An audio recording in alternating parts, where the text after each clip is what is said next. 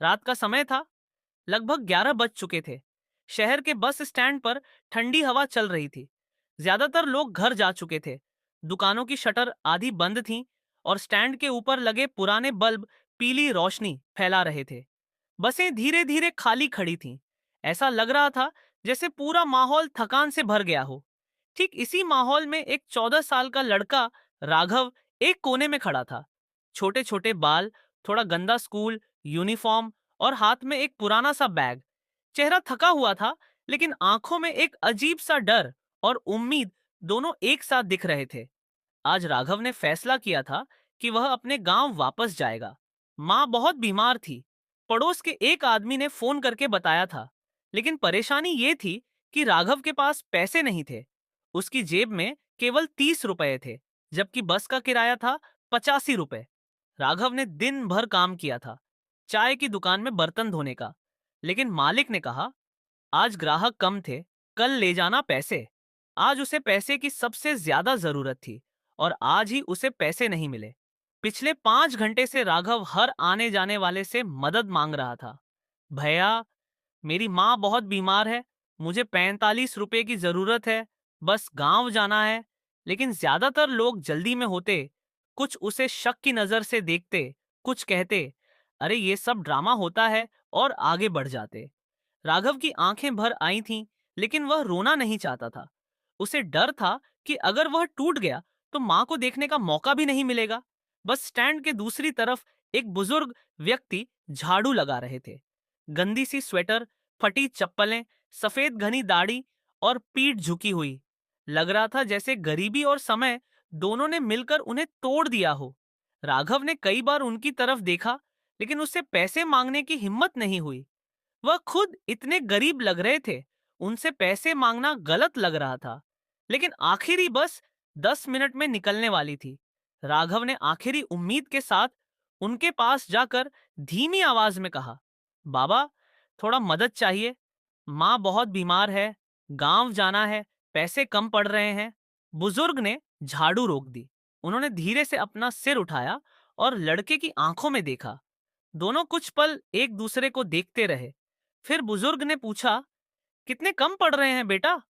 50 रुपए। राघव की आवाज कांप रही थी। बुजुर्ग ने अपनी जेब टटोली। जेब में मुड़े हुए कुछ नोट थे, शायद उनकी पूरी दिन की कमाई। कुल 110 रुपए।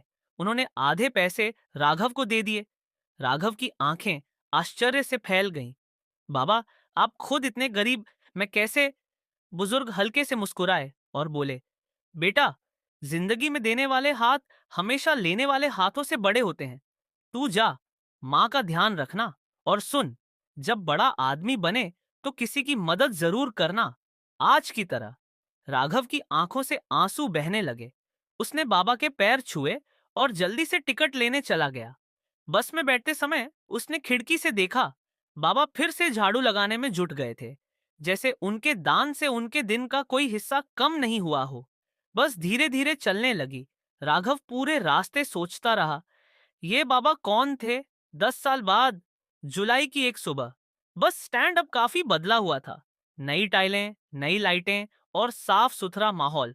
लोग जल्दी जल्दी आते जाते, बसें हॉर्न बजाती, दुकानों में चाय नाश्ते की महक। उसी भीड़ में एक चमचमाती काली कार आकर रुकती है। कार का दरवाजा खुलता है और बाहर उतरता है 28 साल का राघव, अब एक आईएएस ऑफिसर। सूट बूट में, आत्मविश्वास से भरा चेहरा, लेकिन आंखों में वही पुरानी विनम्रता। आज वह किसी मीटिंग से पहले बस स्टैंड का निरीक्षण करने आया था। साथ में उसका ड्राइवर और दो कर्मचारी थे। निरीक्षण करते करते उसकी नजर अचानक एक बूढ़े व्यक्ति पर पड़ी। वही झाड़ू लगाने वाले बाबा। अब वह और भी बूढ़े लग रहे थे। पीठ और झुक गई थी, हाथों में हल्का कंपाहट, लेकिन फिर भी रोज की तरह मेहनत कर रहे थे। राघव वहीं खड़ा रह गया। उसका दिल जोर से धड़कने लगा। 10 साल पुराने वो पल उसकी आंखों में घूमने लगे। वह धीरे धीरे उनके पास गया। बाबा! बुजुर्ग ने ऊपर देखा, लेकिन उन्होंने उसे नहीं पहचाना।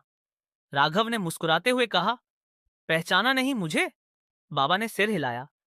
बेटा, रोज इतने लोग आते हैं, किस किस को याद रखूं? राघव की आंखें भर आईं।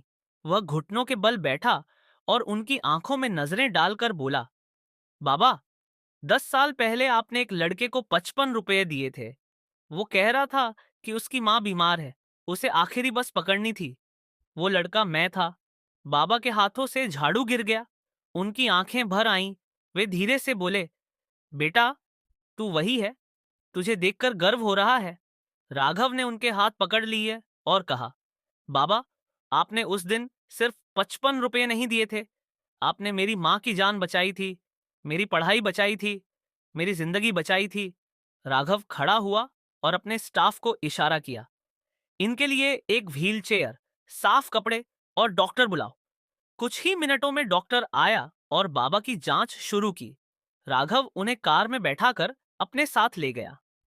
राघव का वादा पूरा। राघव ने अपने बंगले में पहुंचकर सबसे पहला काम किया, बाबा के रहने के लिए एक साफ सुथरा कमरा तैयार करवाया। नई कुर्सी, नरम बिस्तर, दवाइयां, कपड़े, सब। फिर बोला, बाबा, अब आप कहीं नहीं जाएंगे, ये आपका घर है और आपको कोई काम नहीं करना पड़ेगा। बाकी जिंदगी आराम से गुजरेगी। बाबा की आंखों से आंसू रुक नहीं रहे थे। बेटा, जिंदगी में पहली बार किसी ने मेरे लिए इतना किया है।